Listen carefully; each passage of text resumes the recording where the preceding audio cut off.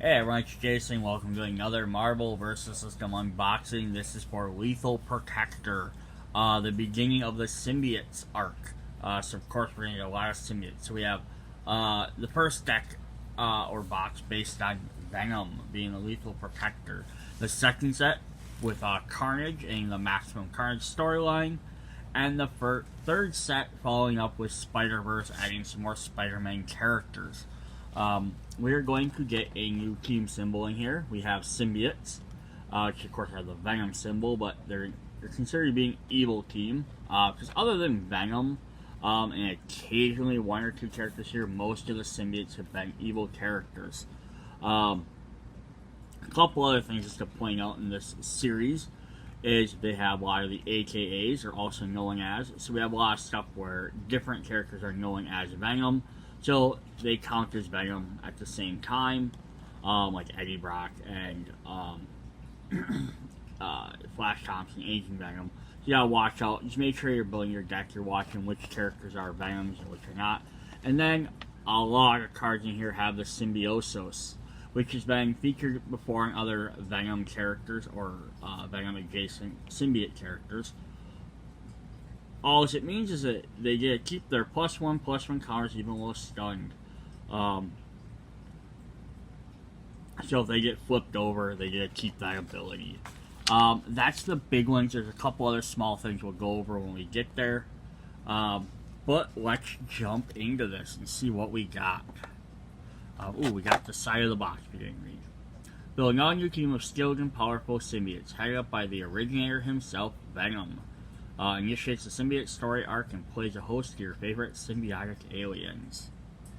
Alright, so of course we're going to start with Venom himself, who is also a Spider-Man Friends team, as well as symbiote, so that's actually cool. You can use him both ways, especially to show more, though his Lethal Protector side when he was doing good.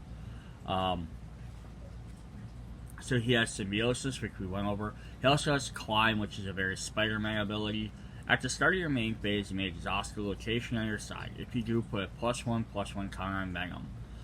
So each character Climb can do that, but they can only do it one per location. But also the fact that symbiotes get to keep those counters is even better. And then the first symbiote on Earth. When a character of Symbiosis on your side gains any number of +1/+1 counters, Venom gains 1 XP. So he gains it for everybody. Then when he levels up, keeps Symbiosis, keeps Climb, gains Lethal Protector. Put a +1/+1 counter on Venom for each character he is protecting, and he has Lethal. So it's actually a really fun play on that. So he gets bonuses for protecting characters, but anyone he fights is going to KO. Alright, up next we have another Venom. We have Anti-Venom, aka Venom, who also has the Spider-Friends team and in the Symbiotes team. Camouflage capabilities. If Anti-Venom is being solo attacked, cancel that combat. Or hard to find. When Anti-Venom gets solo attacked, he gains 1 XP. And then he has Cleanse Impurities. Choosing a support character you own, then remove any number of counters from it. KO any number of equipment on it. So start with Anti-Venom. I'm not 100% familiar with all of it or how it exactly came out, but at one point Eddie Brock stopped being Venom, and then that's when Max Guardian Scorpion took over. And then at some point Venom's like, oh, we need to stop this. Some people created this anti-Venom suit, which basically his touch hurts symbiotes. So Eddie Brock took it up, basically being like, I can stop bad Venom or other symbiotes that have been produced, which we'll see a lot of those different ones in this set. And that was his idea. So he became this anti-Venom, trying to stop all these other symbiotes that have been running around, sort of blaming himself for it, because although Spider-Man brought the original Venom, it wasn't Venom until he took him over. Then our third main character is Flash Thompson, also a Spider-Friend. So aka Agent Venom. This is actually a very interesting character. Civilian life, draw 2 cards. Volunteer, at the end of your turn, you may gain 1 XP, so he levels up. And then he becomes Agent Venom, aka Flash Thompson. Symbiote Strength, put 2 +1/+1 counters on Agent Venom. And then Incomplete Bond, level down. 1. At the end of your turn, Agent Venom gains 1 XP. And the story behind this was Flash took over the Venom symbiote after Scorpion had it. But basically, they determined too much time with the symbiote. Basically, is what was attaching it to it. So they decided, hey, we're only gonna limit him to so many hours or like days or whatever he can be attached to it at a time. So that's what this is supposed to be symbolizing. Is that he puts the suit on, goes out, does a mission as Venom, comes back, as a government agent, he comes back, takes the symbiote off, and then goes back to stuff, then he puts it back on. Eventually that essentially stops happening in the comics, but that's how it started out, so it's a neat little play on that. Alright, now we're going to get into supporting characters. Like always, 4 copies of each, unless other notified. A couple of these are the symbiotes that were produced off like Venom's children from the Life Foundation. They were very heavily in the video game separation anxiety, it's all that storyline. So they're all gonna, of course, have symbiosis and climb. He gets climb, so Riot is one of them. So he gets climb. Then we have Lasher, which is the green one. They're all different colors, which was fun. So Venom was black, so we get Lasher, who's also kind of black. Then we get, Riot. We get Lasher, which is green. He has Berserker. When Lasher attacks, put a +1/+1 counter on him. We get Agony, who's purple. Assassin. When Agony stuns a defender, put 2 +1/+1 counters on her. I'm going to skip to the next one. So we have Phage, who has Warrior. Phage stuns an enemy attacker, put 2 +1/+1 counters on him. And the 5th member was Scream. So she gets Sonic Knife. When Scream strikes the supporting character has at least +1/+1 counter stun it.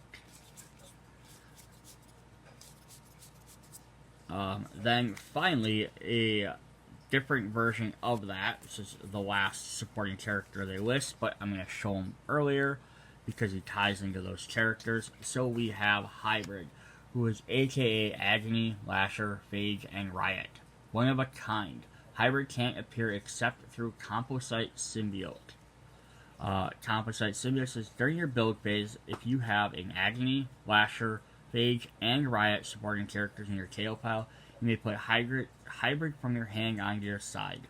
Amalgamation has Symbiote, Assassin, Berserker, Climb, and Warrior, so basically it becomes a combination of all 4 of them, which is a neat character, and that's why he doesn't have an effect. Alright, now let's jump back into the other supporting characters. We're going to have Agent Venom, who has the Clintar Hive Mind, which is the name of the symbiote's alien race, the Clintar. I might be pronouncing that wrong. Choosing other characters with +1/+1 counters on it. Put that many +1/+1 counters on Agent Venom. We're going to get Mania. So these are still kind of like, some of these are just semi-good, or at least good intentioned symbiotes. Even the Life Foundation 5, they were meant like to be like soldiers or people from the Life Foundation, which you use the symbiotes for good, but they eventually turned evil, kind of got real crazy. Here's Mania, who has Regeneration at the start of your turn, heal a wound for Mania, and Hellmark at the end of your turn, wound Mania. They constantly fluctuate between that damage. We get the supporting version of Anti-Venom, who has Cure Anything. When Anti-Venom enters combat, remove each +1/+1 counter from each enemy character in combat. And our final support character is going to be Null. who's like the symbiote god, essentially, or like god-like figure. Lord of the Abyss. Choose a character's symbiosis, and then choose one of the following. Wound it, heal a wound from it, remove each +1/+1, or double the +1/+1. And he's 15. 15. Yeah, he's like the big reason the whole, the King in Black storyline started. So he's pretty crazy. Alright, then we have one special equipment, which is a one of a kind, the Venom Symbiote. So one copy of this. Jealous Parasite, equipped only to a supporting character without symbiosis. This character doesn't get killed while equipped character is stunned.